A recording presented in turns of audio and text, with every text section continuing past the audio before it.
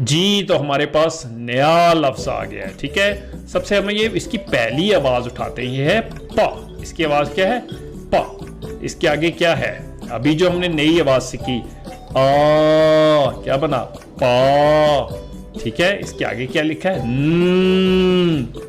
पान। ठीक है, तो हमने इसमें से ये देखिए, ये वाली आ की आवाज है, ये वाली आवाज हमारी आ की, और पीछे वाली पा है, पा आ पा पान। तो देखते हैं पान की तस्वीर।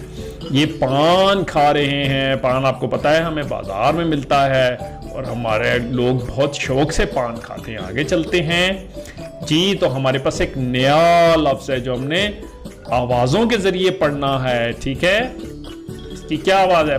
पा। और इसकी आवाज हमने आज सीखी आ पा